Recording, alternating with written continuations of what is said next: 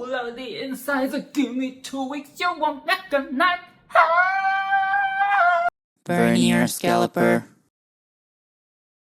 Willkommen auf meinem YouTube-Kanal. Ich bin Vernier Scalper. And today we will be talking about Studio Ghibli, okay? We'll be talking about Castle in the Sky.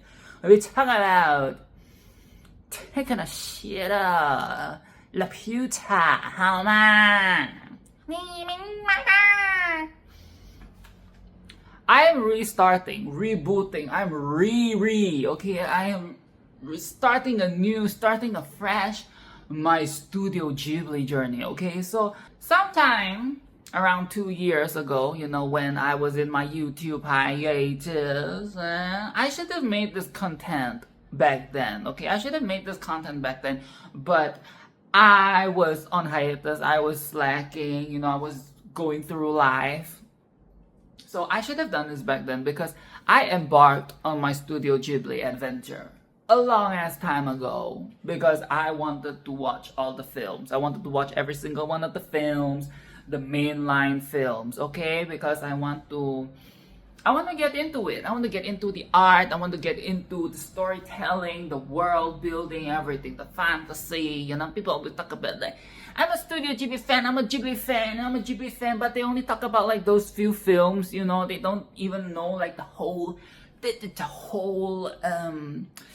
chronology, you know, like the underrated pieces, and you know, like, you know, I wanted to expose myself to the Ghibli because prior to my first experience, I have only been exposed to Spirited Away. You know, I watched that as a kid, but I barely remember shit.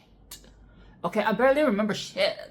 The only thing that I remember was when the parents turned into the pigs. I remember that. I remember the bathhouse, you know, like bits and pieces of the bathhouse. Like I remember the Yubaba, I remember the grimy monster. I remember when she was in the lift and the other woman was protecting her, ate the lizard, you know, say that the lizard was. So that was really my only exposure to Studio Ghibli, okay? I've seen clips, you know, I've seen clips of Totoro, you know, people like their Totoro plushies. They're always like, Totoro is so cute, Totoro is so cute, Totoro!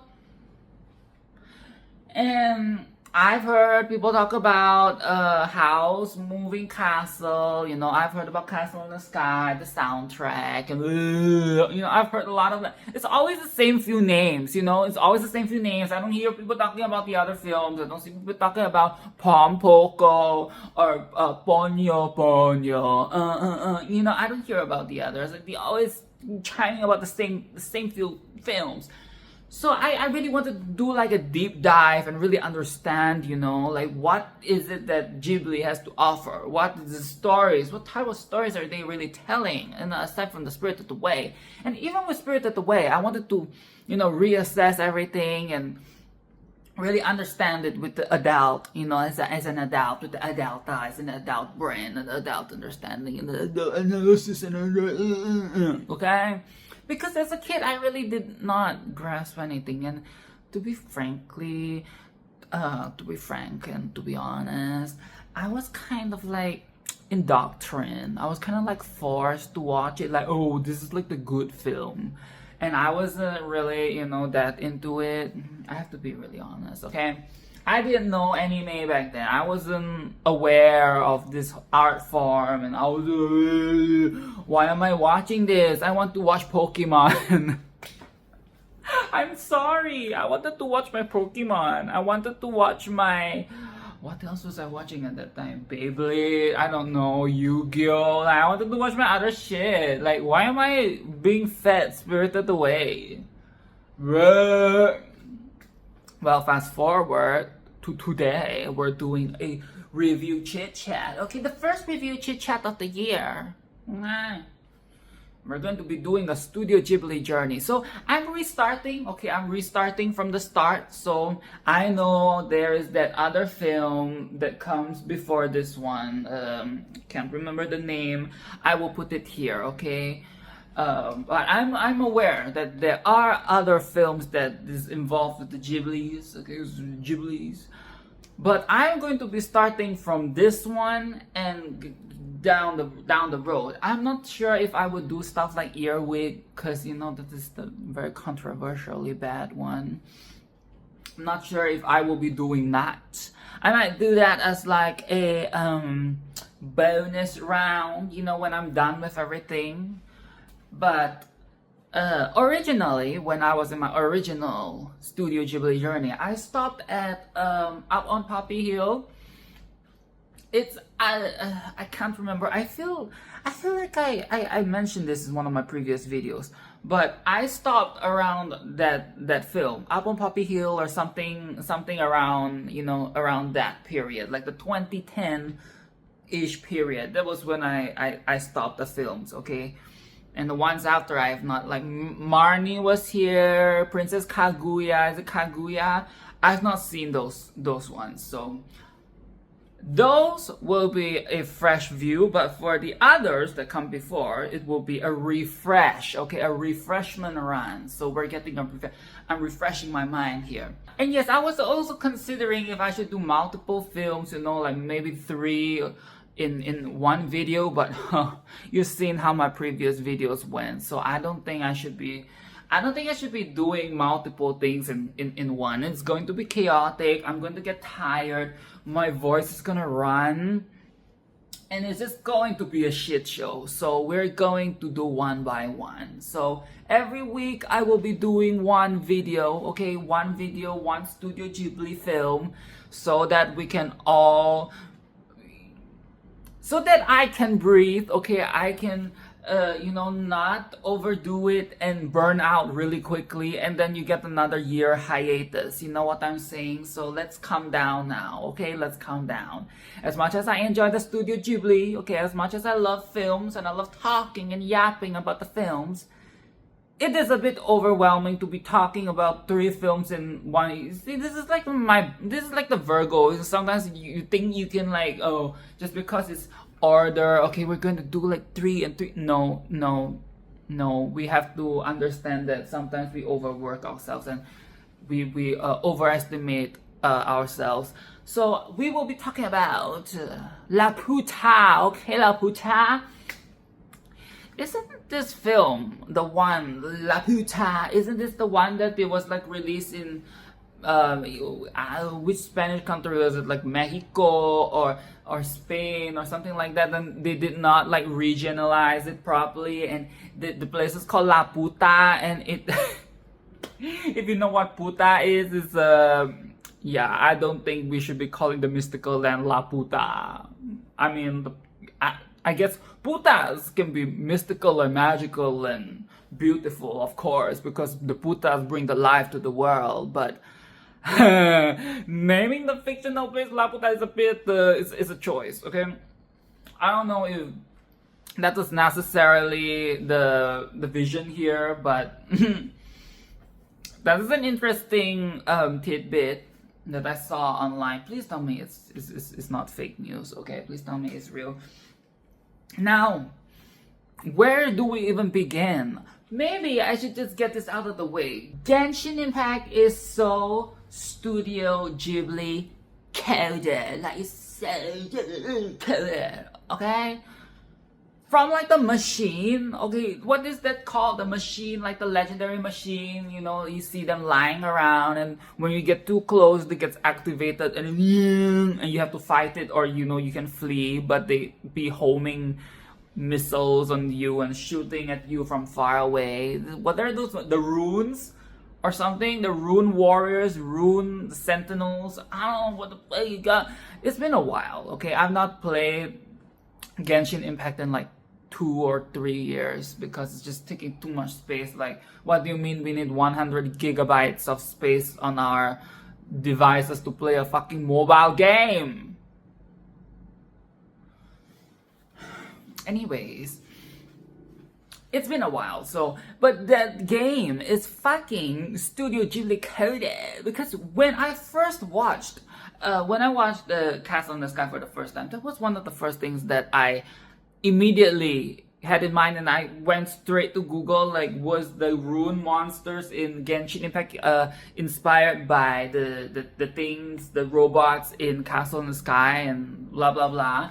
And it's not just that, but the steampunkiness of it all, the whimsy steampunkiness of it all. It's Genshin Impact. Like, I don't get how, like, one of my friends, I remember having this conversation with my friend, blah, blah, blah, blah. Do you realize that the Genshin Impact is a steampunk game? Like the style and the aesthetics of the people is steampunk. And he did not realize. I'm like, oh god, people really just be eating things up and not, But really, it's a steampunk. And when you look at the Ghibli films, whenever they dabble the technology with the magic, because a lot of it is like, maybe medieval is not the right word, but there's a lot of romanticization of the past, okay, like European sensibilities, a lot of European sensibility. Am I having a stroke? European sensibilities, okay, mixed with the fantasy, but also the technology, and it's a very old technology. It's not like modern, it's not like iPhones and AI, it's none of that thing. It's very like runes and like the magic and tech together. It's like the old, which is basically is like, the steampunk, solar punk, that type of aesthetic, very Final Fantasy, very much of that type of thing, very Ursula Le Guin. Maybe not Ursula Le Guin, I'm not sure. But it is very that. It is very that. It's very, I would say, more akin to sci-fi of like the 60s and the 70s and the 80s. Okay? It's not like, it's not really, it's not Marvel. Let's just put it that way. It's not Marvel. It's not Captain America. It's not throwing around the fucking shield that is made out of some ore that we have to go and pillage from black people. Like, no, it is not. It is not that. Okay, it is very far from that. But yes, Genshin Impact. That was what I immediately thought of. Genshin Impact. I immediately thought of Zelda. I immediately thought of so many things. And I'm sure that Studio Ghibli itself is influenced by the sci-fi genres that came before it. But I think it's just, very worth noting. It's very notable that it has this influence on the other art forms and art products and pieces that come after it. I think it's very interesting to talk about that. And the whimsiness is just something that and I might be getting a bit ahead of myself because we will be talking about owls moving castle in the future and stuff like that, which also showcases the same type of technology, like the very runes, very ancient, very technology mixed with the magic type of situational in the fantasy world. But it's like really old, it's alchemy. It's witches, it's wizardry, it's all that type of thing. It's very RPG. That's why I thought of Final Fantasy as well. It's a very RPG type world, very RPG type world, and I just can't get enough of it. It's just so fascinating. Like, the world of Studio Ghibli is so, well, at least when it comes to the fantasy worlds, okay, because they do have films that aren't fantasy based, but the ones that are based in fantasy worlds, it's just something very distinct about it, because with their more drama based, like realistic drama based, non-magic, okay, type stories, those films that are like that, they're good, okay, they tell good stories, but the ones that really dive into like the fantasy situationals, they just have something very unique about them, about the world, the world building and the way it's packaged. It's very, very, very unique to Ghibli. Like, when we talk about Disney has their own flair, their own way of doing fantasy and their own way of doing the bra-ta-ta-ta-ta. And Ghibli has its own way of doing it as well, with the very imaginative vehicles and, and weapons and ships and creatures, okay? Like the creatures, the animals, they're not just basic animals that we see in our world. They're kind of different, you know, they're kind of quirky, to take on like more alien-esque or fantasy-esque forms, you know. It's just a very, very, like, I want to be, you know, I want to dive into that world. I want to explore. I wish that there was a game. Like, you know how, what is that, Nino Kuni, Nino, oh, fuck, what is it called? There's that one game where it shares these types of sensibilities, and I want to enter, you know, I want to enter, I want to experience, I want to go to the castle, I want to go to LAPUTA. Isn't it called LAPUTA? In the Japanese, you know, in the Japanese title it's LAPUTA, but when I listen to the people talk in the film, all I'm getting is LAPUTA. I don't think they really ever go like LAPUTA, or maybe I'm just not paying attention. But, you know, I want to explore the world, the colorful world. Like the seaside town in, what is the other one? The Kiki deliver, new era. I fucking hate myself. Kiki's delivery service, yes. I want to go to that seaside town. I want to be in like the bazaar, the parade, the celebration. I want to experience that. Like, it's just such an interesting world. And the art style is so charming. There's just something so charming about it. And I think it's also because the art style is done by hand. You know, it's like when you look at a lot of people romanticize old Disney films because it just has that charm. It just has that charm. There's just something about hand-drawn, hand-painted stuff, because you know so well that this is done by a human. It's not altered. It's not like... it's just very organic. And I think that as humans, you know, as living beings, as humans, we just have that natural inclination to something that is very integral, very primal and real. So it's there is this deeper connection when we see a thing that is hand-drawn and good and lots of substance. We connect to that very deeply, or as compared to, you know, a Disney film where they're doing the eyes and they all look the same. It's just very charming. It's very charming. I don't know what is a better way to put it. Like, you can just look at it for hours. I used to have a Studio Ghibli as my wallpaper for a period of time. It's just so pretty. Like, I would love to have like the art book or some prints of it. That would be nice, you know, but they're so very expensive. Unless you get like some bootleg type art book, you know, but I want like the, you know, the official ones are very expensive. Like they have like the film frame by frame art book thing, where it's like the frames from the film, but they put it like in pages, so you can see it like pages. Okay, so in a lot of these Ghibli films, it is quite intentional that our protagonists happen to be children, okay? They happen to be a bunch of kids, a bunch of children.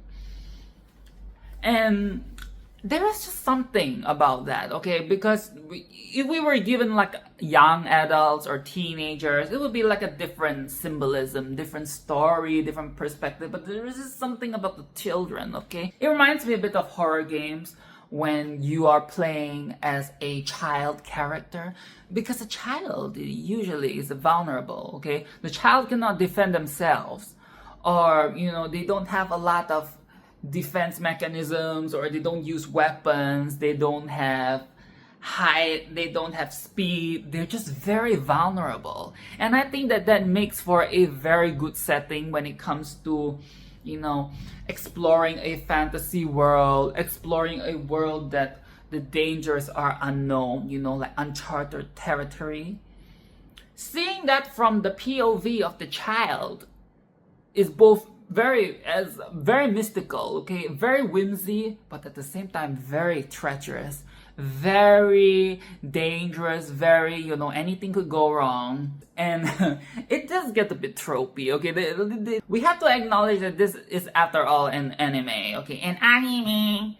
So we do have our anime tropes, the tropery, okay? We do have our tropery of anime tropes. A boy and a girl. I mean, they're kids. Obviously, there's not going to be romance in that type of situation, but a boy and a girl.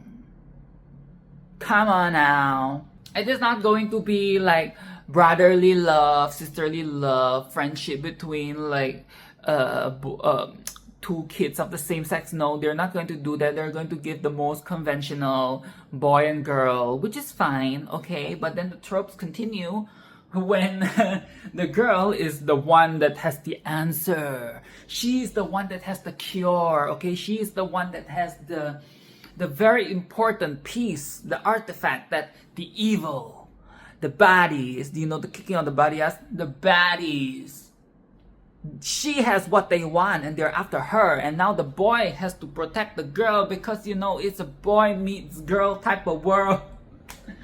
It is just a tropery, okay? It's tropes, but it is done well, okay? It brings out like the qualities of both sides. Because for the girl, you bring out like the family aspect of it, the history, family history, remembering. She referenced her mom, her grandma, and stuff. Is very feminine, okay? Very, very internal. And for the boy, it's very like, oh, be a man, okay? You need to protect the girl, you need to toughen up, you need to be smart, you need to be on your toes. So it's very conventional, which makes sense because it was made in like what, the 80s, like the late 80s. So you have to take it to the context, okay? When we review art, we have to take it to the context of when it was made, and like the stuff like that. So it makes sense that this would be the trope. But and I think that it is a very okay and harmless trope to begin the Studio Ghibli journey with. It is not, I don't think is we don't have to be pushing the genre, we don't have to be pushing the envelope on the very first film. And the man. So we're talking about the man. Speaking of the man, the baddies, okay? There's always going to be the baddies, and the baddies are very conventional as well. Of course, it's the fucking man, because why? Man ain't shit. Man ain't shit. Fuck. Okay. Man ain't fucking shit, okay? Man ain't fucking shit. The man, this is like the most classic like evil man, okay? The evil man, they're coming to this, they want to find a mystical place, they want to find this uncharted territory, they want to find this legend that nobody has discovered, because they want to what? They want to take over. They want to control. They want to pillage. They want to take the treasure. They want to do all these stupid like man things. It's just like power and control and all that shit. So again, boy meets girl. Girl, very sensitive, very about, family history, trying to retrace where she's from, why is she here, why does she have this artifact, the stone. Then the boy is just this village boy, this town boy that meets the girl. He meets this magical girl because the girl always has to be like this, like, otherworldly. She fell from the sky. Like, even the way that she was introduced to Pazu, okay? She fell from the freaking sky. Bitch! She fell from the sky, and he's like, and he like caught her, and they had like a moment. So he's all about he's the man, okay? He's like the man of the family, protect the family. So he had to protect the girl, and he had to like, be on his toes and fight the baddie, kicking on the baddie ass. And the bad guys are the evil man, the conglomerate, the higher power, the upper class, the society, and And to make things interesting, we throw in the pirates. So the pirates initially, you're like, okay, so we have more baddies, but they're kind of quirky and comical and goofy and stuff like that. But the pirates offer like a neutral ground. So we have the goodies and the baddies, and the pirates sit in between. So the pirates could be either, they're, if anything, they're like stragglers. They don't really take sides. They're on their own little like boat, like their own hijinks. They're trying to get the goodies themselves. They're trying to plage. They want to get paid. Okay, they're on their own plane, but they could really tilt either side. Okay, so that is a very interesting. So again, the setting. And you have the good and the bad and the in-between. So everything is just really built very well, okay? This film, everything is built very well. The scenes are very well paced, okay? They're very well paced. And another thing that I really appreciated about this film when it comes to the pacing is that they really made use of, they would give you like an emotional scene, okay? Like an emotional scene. And they will let you dive. They'll let you dive and they'll let you sink and spend that time, that very vulnerable and intimate time with the character before they quickly push you into a more upbeat and exciting moment, like right after. There is no like cut, there is no transition. It just goes straight into a important, like a big, like aggressive scene. So I have some examples. I have 3 examples, I think. So the first one is when, girl gets captured by the evil man, by the baddie ass. And Pazu is, he's like gloomy because they gave him those coins and they took the girl. They're like, okay, leave her alone, never see her again, bye. And he goes back, he's like sulking and he's sad, he's disappointed with himself. And it was really sad. I did feel, there was this heavy feeling on my chest. Like when he goes up that hill and he's like, and the coins drop on the floor. Was it like the coins drop on the floor and he was like, he's trying not to cry. Oh my God. I felt that. That was a... And you have to remember, that is a fucking child. That is not like some grown-ass man. This is a fucking child. Like, in just, like, under a day. Wasn't it, like, under a day? A lot of this happened, like, really fast. He met this girl, and he thought that he's, like, saving her, and they could be friends. And now he couldn't protect her, and she's gone because of... He's like blaming himself and he's just a child. He's just a fucking child. And it is just really sad. Okay, it's like this sad moment. The scene is very still. But immediately, when he gets back into his home, we get thrown into a big scene, a funny scene where the pirates are waiting in his house, like mocking him, being like the granny, mocking him. Saying, oh, so you let them take her. You not a fucking man. You let them take her. And you got what, a few coins? You sold her for those coins. She was mocking him. She was like mocking the fuck out of him and he was... That is such a good, like, we went from like the super sad, super emo, and we go straight into mocking his ass. And the other pirates just like, so, like, we don't give a fuck. Like, we don't give a fuck that you're sad. We don't give a fuck that the girl. We just want our treasure, Like, who the fuck cares about these fucking kids? It's good character representation of the pirates. Okay, again, they don't take any sides. They're on their own plane. And we see the boy, but this is also like it shows like the beginning of their teamwork, okay, their relationship as a group dynamic, because they will be working together later in the film, or in a few minutes, because Granny decides to let him on board because, like, you know, he has potential. She sees the potential in him, and that's when we join forces.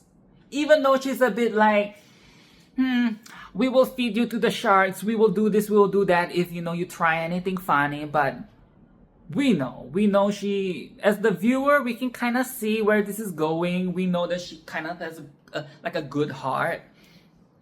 So that is like one example. Now the second example is when Shita and I always want to say Puza. What am I thinking? Maybe I'm thinking of Pumbaa, you know, Timon and Pumbaa from Lion King. Bruh. So Pazu and Shita, they were having their little conversation on the nest of the ship, and everybody else is asleep. She's telling him about, you know, they're getting intimate. She's telling him about her fears and what she intends to do and her power. She learned like this power of destruction to make her powers of good stronger and blah blah blah blah blah. And Granny, who's supposed to be asleep, is overhearing the conversation because of the, what do you even call, like the tube things. She was just, okay, she was eavesdropping, okay? She was eavesdropping. And it was a very nice scene. I think that this is one of all the scenes that I can remember from the Ghibli films that I've watched so far, this is definitely one of the very powerful scenes because it's just so well written. Like, the two kids having this very intimate conversation on the nest of the ship. It is so whimsical, but at the same time it is so down to earth. It is real. It shows a level of emotional depth, you know, between the children. Like, they're not just like, you know, they're not just like, woo! And again, I don't want to say maturity, but you know what I mean? Like the emotional depth. Like the kids can think, and I feel like that is true of the kids, you know, like children are not stupid, you know, children are stupid. Like when children's parents do certain things or certain events were to happen and the children were to face some form of moral dilemma and things of that sort.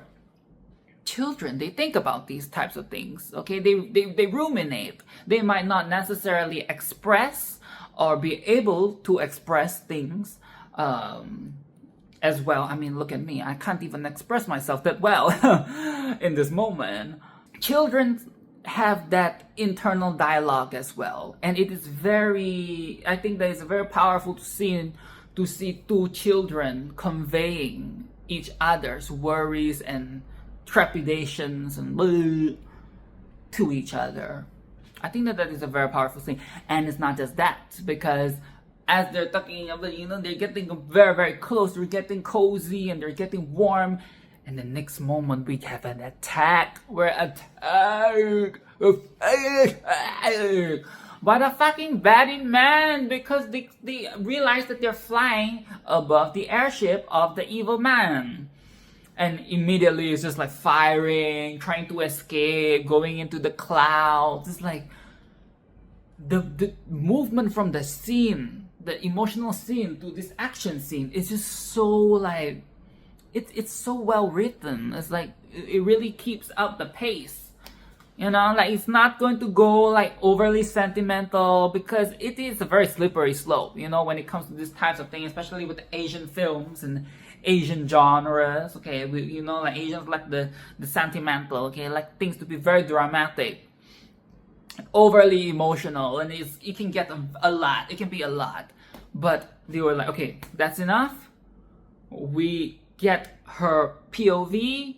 We get him comforting her. They comfort each other. You know, this is a moment of friendship, and we immediately go into the action. That's enough. Okay, action.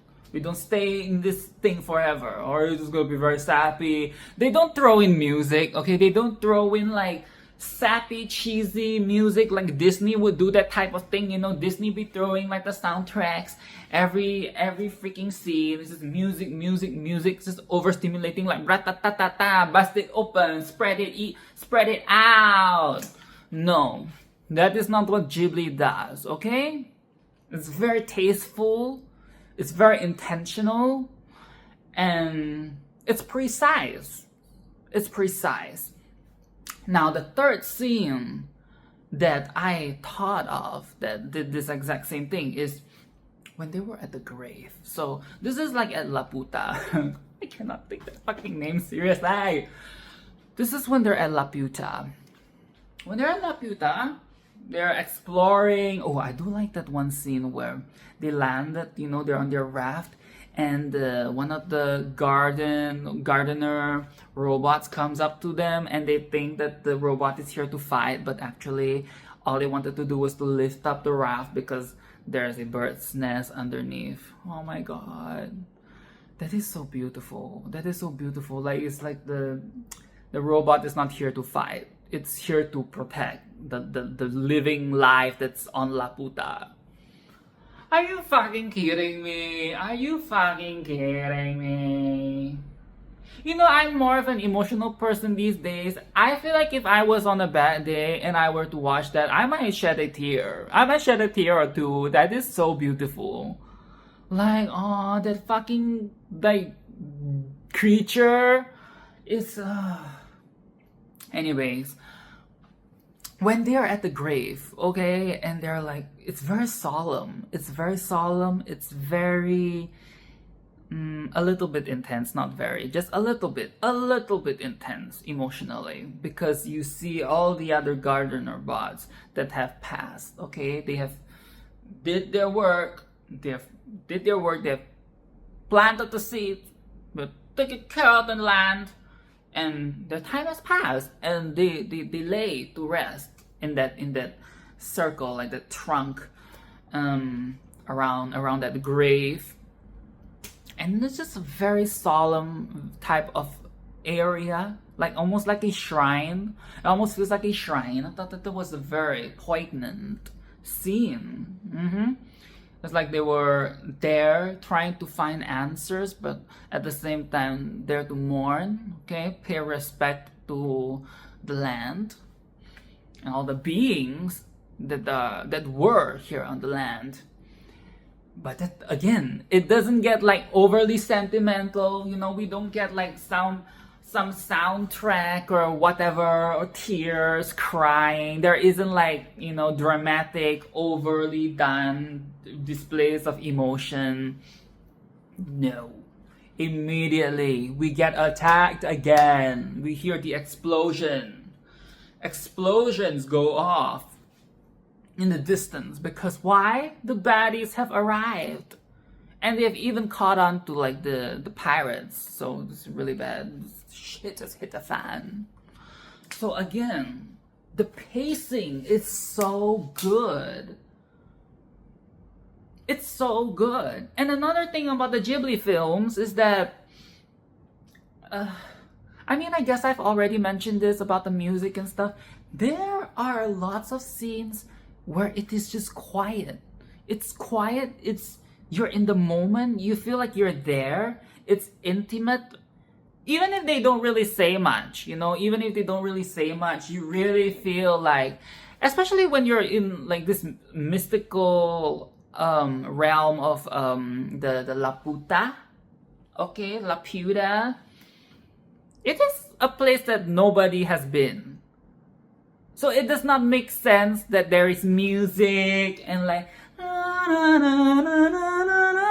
it is not that type of it would not, you know, if this was fucking Disney, it would be like rainbows and butterflies and birds and like chirping and animals like, you know, galloping. You just know that Disney would do this so differently. But again, nobody has been here for like, I don't know, centuries. It's quiet. It's quiet. It's like a level of tranquility that is peaceful yet a bit like alarming or disarming, if this is what I don't know which one I'm thinking, but so it is a wise choice that we do not get a lot of sound effects. We do not get a lot of this type of thing. Even a lot of times when they're in the sky, you know, like out of the whole explosive middle section of the film, you know, when they're trying to destroy the robot, when the baddies are trying to destroy the robots, moving from that part, from that scene, from that segment, when we're up in the air, up in the skies, it's quiet as well. A lot of it is very quiet, you know, with the nighttime scene, and it's very quiet. There's a lot of good use of silence.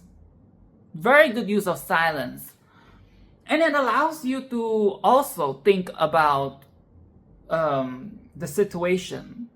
You know, you're not just getting force-fed information left and right. You know, you have time, you have space, and you have the silence to think about what the character is thinking, what the character is going through, what we might be facing soon, if this might all go to shit or there is hope. And, you know, like it is all very intentional, and that is something that I really appreciate in films.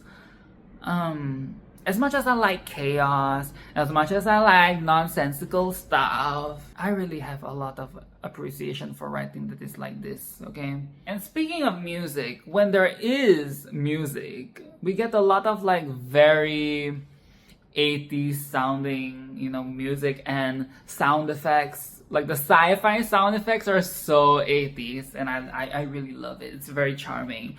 I mean, it was made in the 80s, so it naturally comes with that nostalgic vibe now that we're viewing like 40 years from when it was made. This is a very beautiful film. I really did enjoy it. It is like that ending was so...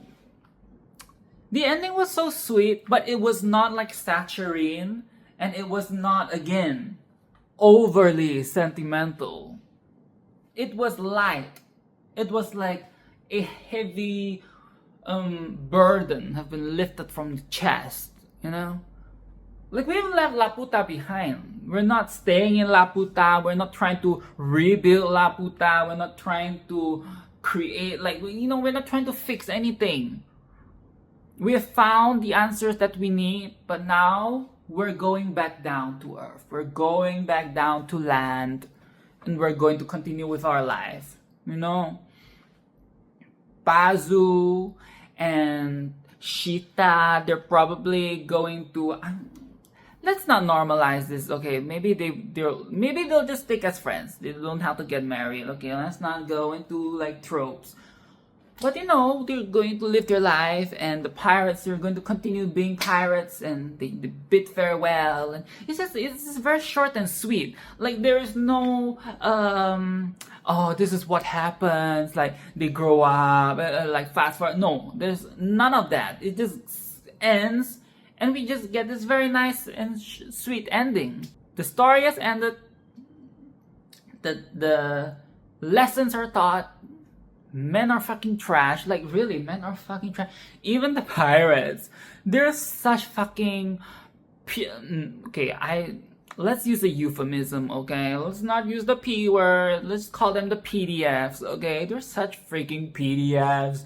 Like, what the fuck is with the normalization of PDF behavior back in the days? Because, bruh, homegirl was just trying to make some meals, okay? She's just trying to clean the dishes, trying to make meals for them, trying to do her job so that Pazu and her can retain their spot on the ship. And here we have the fucking man, the fucking pirate man, sneaking into the room being like, oh, I can help out.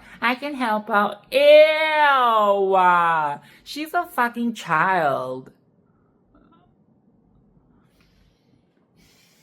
Men are so fucking disgusting. And as a man myself, men are fucking disgusting. Bruh.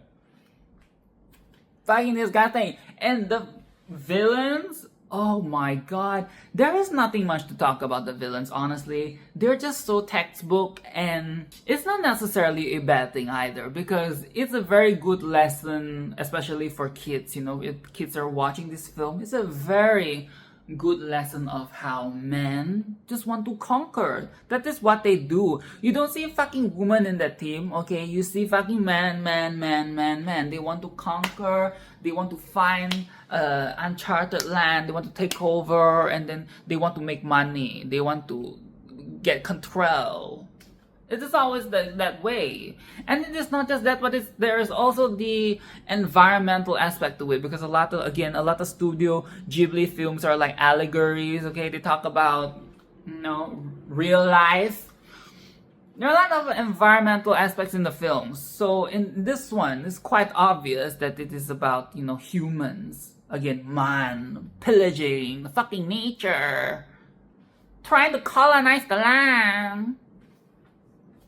And it is even sadder because there is nobody left here to defend the land. I mean, we have the little robots here and there, but we've seen how crazy the army and the baddies, if they really wanted to, they probably have the ability to take over and kill, destroy the robots. It's not going to be enough to stop the humans. Let's be fucking for real, okay? That is not going to be enough to stop the humans. That is the lesson, okay? Men are fucking trash. Men are fucking evil. Humans ain't shit.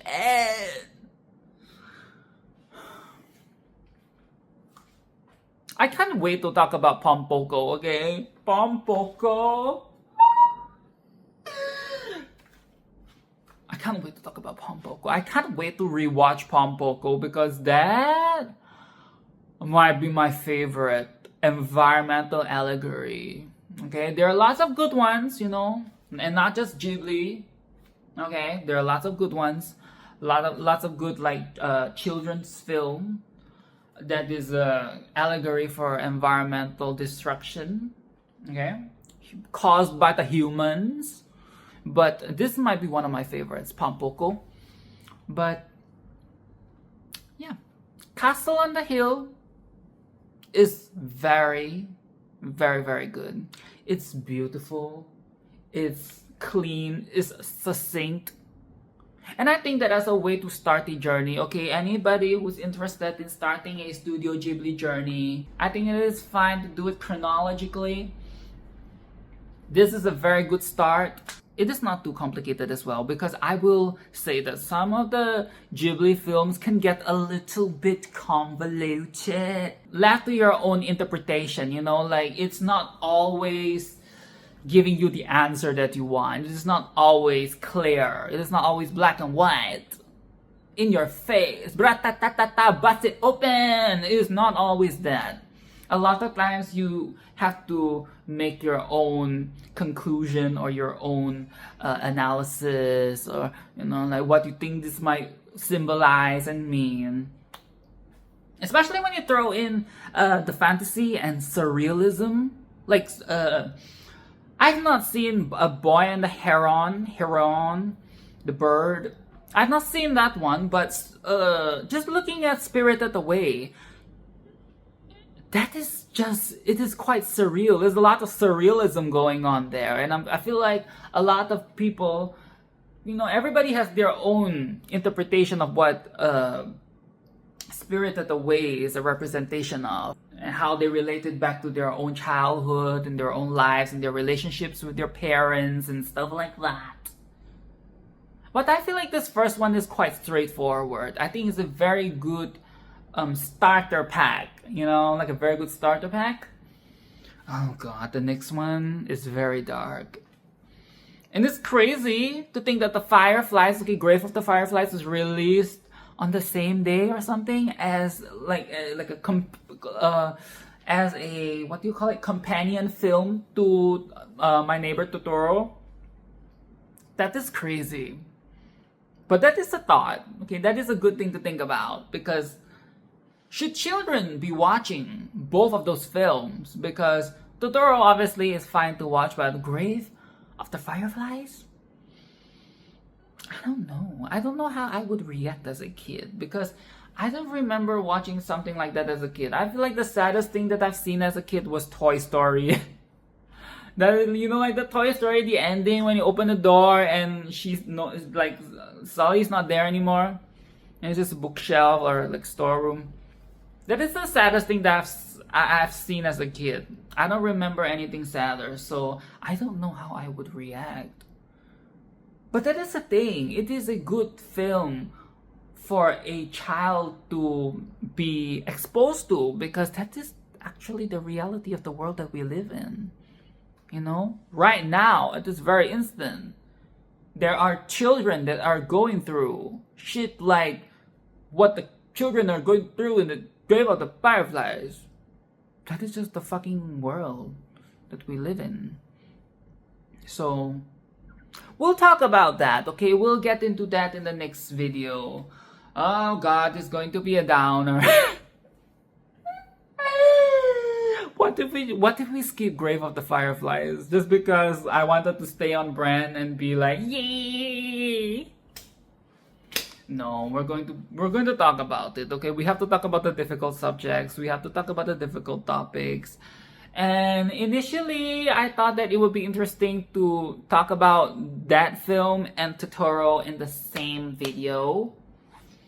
I might still do that because I feel like the fact that they were released at the same time really plays into this duality of the both of those films, because Totoro might be, you might come as a more positive and happy film, but the setting, it is during a war. It is not a like happy-go-lucky type setting. So they're like opposite sides of the same coin. Okay, like Grave of the Fireflies is more, you know, in your face. It's like the harsh reality. But Neighbor Totoro is seeing the world through rose-tinted glasses, okay, of a child. Of a child. Well, I guess Grave of the Fireflies also has a bit of that. We will talk about it in the next video, okay? I think it'll be a good like juxtaposition, because in regards to like the scenes, I don't think that there is a lot to really go. I don't think there's a lot to really break down or dive into about the actual scenes. So I think that it will be good to compare those two. That will be the next video. We'll do that next week. But this is it for this week's video. Castle on a hill. Okay? LAPUTA!